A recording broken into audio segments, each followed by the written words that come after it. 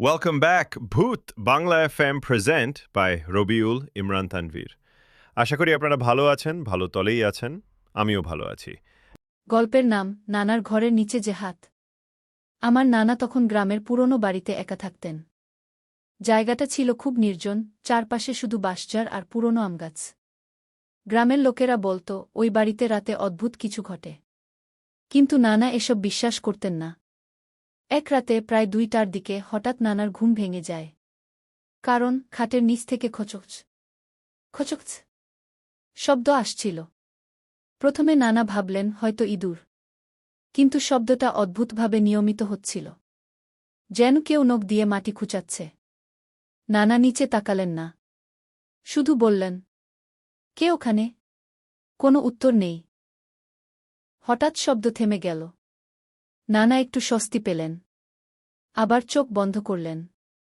ঠিক তখনই খাটের নিচ থেকে খুব আস্তে একটা গলা শোনা গেল, আমাকে বের করো। নানার বুক কেঁপে উঠল। তিনি ধীরে ধীরে নিচে তাকালেন, আর যা দেখলেন সেটা তিনি জীবনে কখনো ভুলতে পারেননি। খাটের অন্ধকারের ভেতর থেকে একটা ফ্যাকাশে রক্তমাখা হাত বের হয়ে আছে। হাতটা মাটিতে আঁচড় কাটছে, আর আঙুলগুলো অস্বাভাবিকভাবে লম্বা। নানা ভয় পেয়ে উঠে দাঁড়ালেন।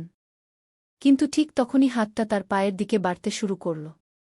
আমাকে বের করো, আমি অনেক দিন ধরে আটকে আছি। গলাটা এবার পরিষ্কার শোনা গেল, একটা মহিলার কণ্ঠ, কিন্তু বিকৃত, যেন গলা কেটে দেওয়া হয়েছে। নানা দরজার দিকে দৌড় দিলেন। কিন্তু দরজা খুলতেই তিনি জমে গেলেন। কারণ দরজার বাইরে ঠিক একই রকম একটা হাত ঝুলছে। উপর থেকে, মানে ভেতরে যেমন আছে বাইরে তেমনি। নানা পেছনে তাকালেন। এবার খাটের নিচ থেকে শুধু হাত নয়, ধীরে ধীরে একটা মুখ বের হতে শুরু করেছে। চোখ দুটো সাদা, মুখটা ছিঁড়ে গেছে, আর সেটা হাসছে। এখন তুমি কোথায় যাবে? পরদিন সকালে গ্রামের লোকেরা নানাকে বাড়ির বাইরে অচেতন অবস্থায় পায়। তারপর থেকে নানা আর কখনো সেই বাড়িতে থাকেননি। কিন্তু সবচেয়ে ভয়ঙ্কর ব্যাপারটা হল, নানা শপথ করে বলতেন, ওই হাতটা এখনো মাঝে মাঝে রাতে আমার খাটের নিচ থেকে বের হয় গি।